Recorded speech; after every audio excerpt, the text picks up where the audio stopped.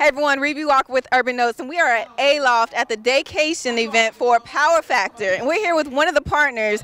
Tell everyone your name and what your position is with PowerFactor. I'm Toni Nelson, and I'm one of the partners with PowerFactor, yes. Okay. So we already talked about, the creation of PowerFactor and everything. Let's talk about the event on tonight. Well, how are you feeling about this event so far? Oh, I am feeling great about this event. We were so excited when Spinderella agreed to do the event.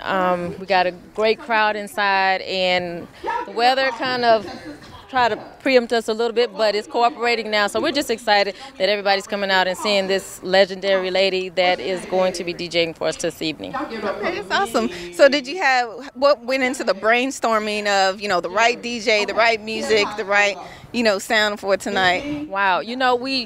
First, we wanted to do an artist. We tossed around a couple of ideas, and then we even tossed around, like you said, some DJs. So we just kind of decided that Spinderella was somebody that's legendary. We sent an email to her, like Derek had told you before, and she was game to do it, and we were just excited and ready to make it happen. Okay. So how do you keep everything leveled as far as being the female of the partnership? Do you keep the guys grounded, or how does that work? I keep them balanced because men operate differently than females. We're organized. They all operate off the cuff, and I'm the one that brings the balance to all of that. Okay. You keep the diva alive in you too.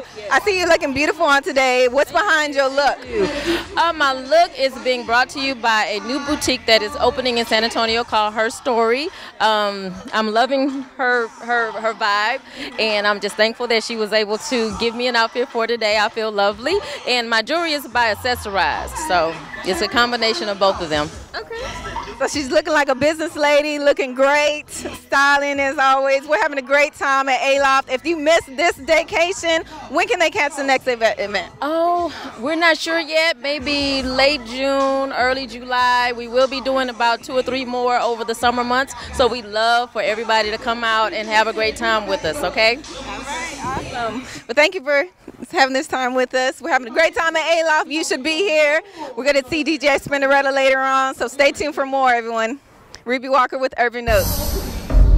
Hey everyone, Rebe Walker with Urban Notes, and as always, we follow the best in music. And on today, we're at the Aloft at Daycation with the very own legendary diva, DJ Spinderella. How you doing, DJ Spinderella? I am awesome. I'm glad to be in San Antonio. It's a beautiful day. So yeah, it's a beautiful day. We're having a good time. So let's go back down memory lane. What was the beginning like as a female in the hip hop game? What kind of hate did you get from the other guys in the game, or just females, anybody in general? Well, as a female, with anything, you're always going to get some flack, especially when you're doing a supposed guy's job, which back then there weren't many female DJs. So I had a little bit, but Salt and Pepa and myself, we didn't really care about what the fellas were, whatever they said. We didn't care about the naysayers. We just kept doing our thing, and that's why we're here, still doing what we do. Yeah, and see, y'all did the thing because y'all went hard, and you made a lot of platinum albums and things of that nature. But you were 16 when you started in the game, and your parents had to give you permission to tour the world. What were your parents thinking when they were like, she's just a DJ? Were they supportive, or what did they really say? My family was supportive altogether, but my parents, as any parents, was like, no, she's too young, and I want her to graduate. I want her to have a career, and but Salt and Pepa took me under their wing. They promised my parents that they would give me a curfew and made sure that, that they took care of me like it was their own, Yeah. And my parents saw how we kind of blew up. Really blew up. And was happy about that. Okay. And I was a responsible kid, too, so. Yeah. Okay. So what would you say to others? I know you have a daughter as well. Do you support her and her mission, what she wants to do and everything? What would you say to others that are young in the game? Because a lot of people are starting younger in the game. So what would you say to them? Yeah, when you see like a lot of the child stars and you see what they go through, like where they start, they're so bright-eyed and bushy-tailed coming in. And then how they grow into, just this industry it can be really crazy. But for my daughter, I keep instilling in her foundation, the fact that it's about her, not about, you know, the riches and fame and success and all that. Really about the foundation. And that's what I had. Yeah. My parents didn't care about Spinderella. They was like, Dee Dee, bring your ass home at this time, you know, so. Yeah, that's good. That's good stuff. So let's talk about working with people like MC Light and, you know, Run DMC. What was that whole era of hip hop like, you know, being under so much influence?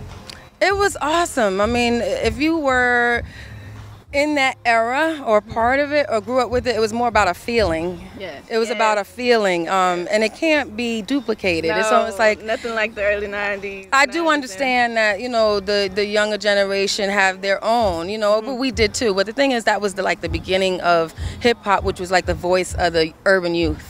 So it was very warm. It was like natural. Yeah. Very natural and just a lot of fun.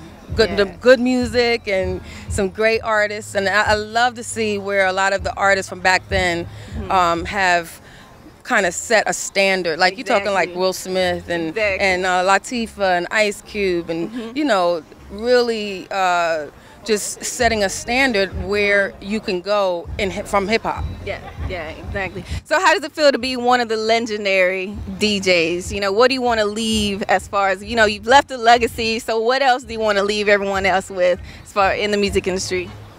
I think, well, first as a woman, you know, that you can surpass people's beliefs, and like I said, doing what guys are supposed, you know, the boys club, and also just the ambition that I have for it, the love I have for hip hop itself, the culture, just the integrity. I still like embrace the foundation of hip hop itself, and I think it's what is the reason why we're all here. Yeah, like, exactly. Like we made so much money in hip hop, and it just gives so much direction and just a great future is ahead for it. So I just basically love the fact that, you know, I could have inspired people or I motivated people to do what they do. Yeah, I hear about that a lot. You know, but I'm a humble person. I won't say it. You know, if people come up to me and say, you've inspired me, or, you know, you do this, and one of the first female DJs to actually be seen and to see what it's become. Very proud of that. Awesome. So what's next? You know, what's next on your bucket list? We've seen you on air as a radio personality. You know, we've seen you in the movies. You know, what's next for DJ Spinderella? I'm always going to be doing the music, the DJing, just some prizes in store, Salt and Pepa and myself. But I'll keep that under wraps right now. I'm excited about that. But yeah, just you know, I do a lot of traveling and big events and clubs, and you know, just loving what I do. And I just suggest that everyone come out and see and experience a Spinderella set, which you will till tonight. There you go. It's right here at the Aloft with DJ Spinderella, everyone. If you missed this one, you got to make the next one. But as always, watching Urban Notes, I'm Rebe Walker and DJ Spinderella. See you next time.